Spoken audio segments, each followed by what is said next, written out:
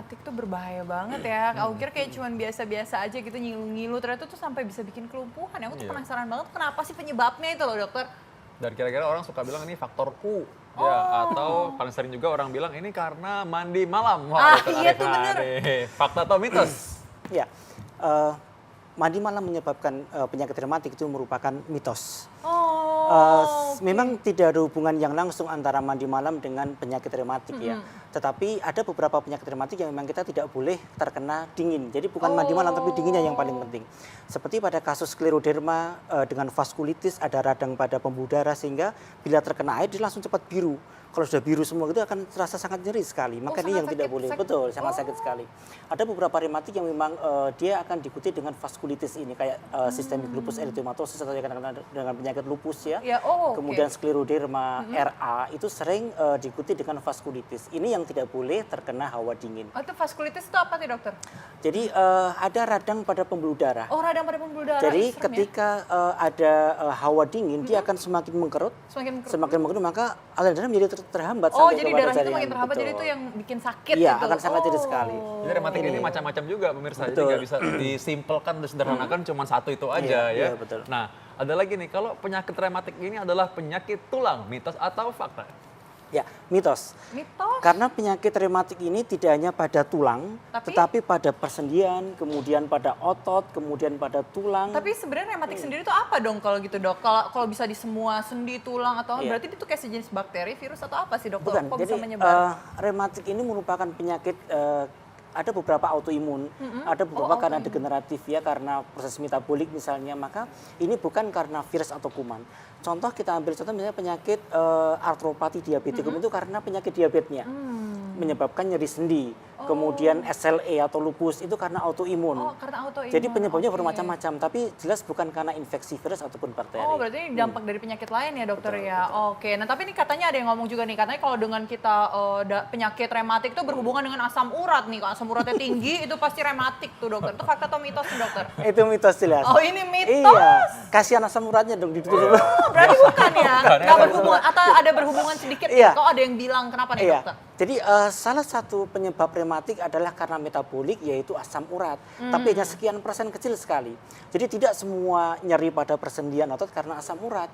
Jadi bisa karena yang tadi saya sampaikan, karena autoimun, karena degeneratif ya, karena proses ketuaan, karena trauma. Asam urat hanya sebagian kecil. Bisa sebagian kecil ya? Iya, jadi sekarang ini kan banyak orang datang ke rumah sakit bilang, dok saya asam urat, padahal bukan gitu kan. Padahal bukan. Padahal bukan. Jadi kita mesti luruskan bahwa tidak semua rematik karena asam urat. Ini yang paling penting. Kasihan asam uratnya kan, kita harus luruskan nama baiknya ini. Iya, masa dia sama. Jangan boleh itu masukin para nama baik ya, boleh. Nah, ini memang dari tadi memang karena yang sering nanya biasanya ini juga adalah orang-orang yang sudah senior ya. Nah, jadi mereka suka bilang ini faktor U katanya. Nah, jadi apakah benar nih rematik ini selalu berkaitan dengan hanya orang pada usia lanjut, mitos atau fakta? Mitos. Berarti seumuran saya bisa dong dokter? Nah, kamu kan udah lanjut juga. Oh, kok udah lanjut juga? Belum, ada seperempat abad juga, masa udah lanjut. Jadi penyakit rematik ini ada pada usia muda, ada pada usia tua. Penyakit rematik karena autoimun hampir dominan pada usia muda. Bahkan usia produktif. Iya. Kenapa nih dokter? Ya, karena autoimun ini akan terkait dengan hormon estrogen. Jadi begitu hormon orang estrogen itu yang hormon yang ada pada wanita bukan dokter? Betul. Jadi begitu menstruasi, maka dia sudah akan mudah terserang penyakit autoimun. Berarti cewek lebih banyak dong yang kena rematik. Kalau cowok gimana dong dokter? Perbandingan kalau autoimun sekitar 10:1. Jadi 10 cewek, 1 cowok. Jadi 10 saya dapat pasien satu jadi cowok. Autoimun ini adalah penyakit di mana kekebalan tubuh sendiri menyerang bagian tubuhnya sendiri gitu deh. Nah, itu makanya tadi autoimun tuh. Jadi kan tubuh kita nih punya kekebalan tubuh yang namanya kayak polisi gitu ya. Nah, ketika ada apa yang masuk itu dia yang bikin mempertahankan diri. Nah, tapi ini menyerang sel sendiri. Nah, tadi yang dokter katakan tadi. Itu kenapa begitu? Nah, itu dia. Jadi semakin meningkat daya tahan tubuhnya, semakin dia sakit. Jadi kita tidak boleh meningkatkan daya tahan tubuhnya sangat tinggi karena dia akan menyerang dia akan menyerang tubuh sendiri. Betul. Oh, itu kalau misalnya untuk ngecek autoimun bisa gitu dokter di rumah sakit atau jadi autoimun ini merupakan diagnosis klasifikasi. Jadi tidak ada pengecekan yang merupakan standar pasti bahwa kalau dia positif pasti autoimun tidak. Jadi mesti ada keluhan-keluhan yang harus kita skor ya, kita masukkan dalam skor. Kalau dia memenuhi skor, baru kita katakan bahwa dia autoimun. Jadi sampai sekarang belum ada satupun yang 100% mengatakan bahwa kalau dia positif, dia pasti autoimun. Tidak ada. Nah, itu dia tuh. Ini tapi di luar itu ya, di luar ini sana kan banyak yang nggak tahu nih mengenai tadi penyakit tadi ini. Nah, mereka langsung mengkambing hitamkan lagi, bukan mengkambing hitamkan, mensayur-sayurkan. Ini sayuran hijau katanya. Fermentasi kan ya? Wah, ini nggak boleh nih makan sayuran-sayuran hijau katanya. Kalau orang rematik, apalagi kangkung. Wah, Oh iya, itu mitos atau kangkung tuh dokter, fakta? kayaknya nggak boleh makan banyak kangkung. Iya. Iya, mitos. Oh mitos. Mitos lagi. Jadi karena sekarang ini banyak orang yang kemudian merasa rasakannya kalau makan kangkung saya jadi pegel ini. Sesungguhnya itu tidak terjadi pada semua orang. Jadi masing-masing orang memiliki sensitivitas sendiri terhadap sayuran-sayuran tertentu. Pada dasarnya bahwa semua sayuran itu mengandung purin. Purin itu merupakan cikal bakal asam urat. Oke. Tetapi tidak semuanya, tidak setiap orang itu pasti dengan makan purin banyak jadi asam urat. Karena harus ada gangguan metabolisme sendiri di dalam tubuhnya sendiri. Jadi ini yang paling penting. Jadi semua pasien rematik boleh makan sayur. Yang tidak boleh adalah ketika makan sayur tertentu dia sakit, maka itu dihindari. Tapi kalau tidak ada masalah ya boleh-boleh saja, tidak ada masalah. Tunggu reaksi badan ya gimana ya dokter. Itu masing-masing orang berbeda-beda, jadi tidak bisa disamaratakan sama sekali. Nah, tapi dokter ini juga katanya berhubungan dengan penderita rematik ini katanya nggak boleh dipijat nih dokter. Itu fakta atau mitos nih dokter? Fakta. Fakta, kenapa? Iya, tetapi ada beberapa catatan di sini. Jadi penyakit-penyakit rematik yang memang sudah terjadi kerapuhan seperti misalnya osteoporosis ya. Osteoporosis termasuk keropos rematik? tulang. Iya, termasuk rematik. Betul, termasuk rematik. Jadi dia tulangnya keropos, kalau khawatir kalau dipijat terlalu kuat dia jadi fraktur, dari patah. Jadi ya. patah. Kemudian yang kedua seperti misalnya pada tendonitis, radang pada tendon.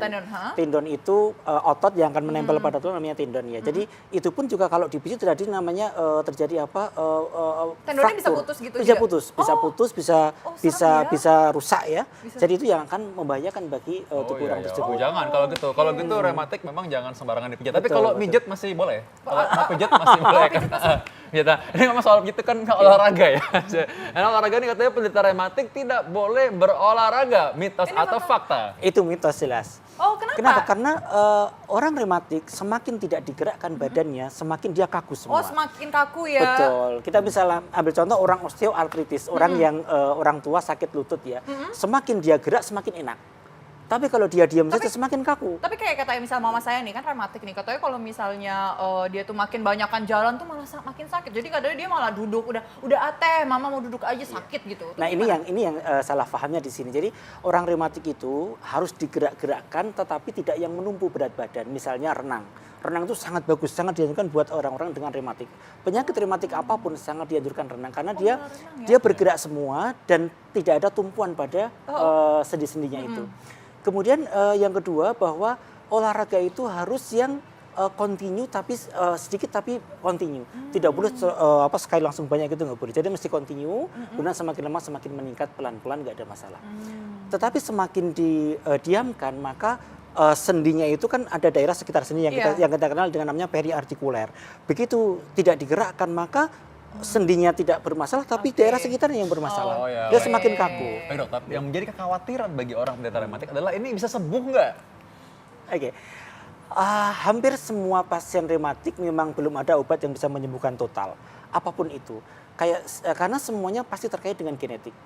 Penyakit yang terkait dengan genetik, maka sebelum ada obat yang bisa merekayasa genetika, maka dia nggak akan bisa sembuh. Kayak misalnya dokter suntik misalnya, dokter. Oke. Jadi kalau sekarang banyak orangnya yang datang dengan disuntik ya. Suntik itu ada dua. Yang pertama untuk mengurangi nyeri ya dengan suntikan steroid misalnya ya. Itu hanya bisa mengurangi dan itu pun tidak boleh terlalu sering.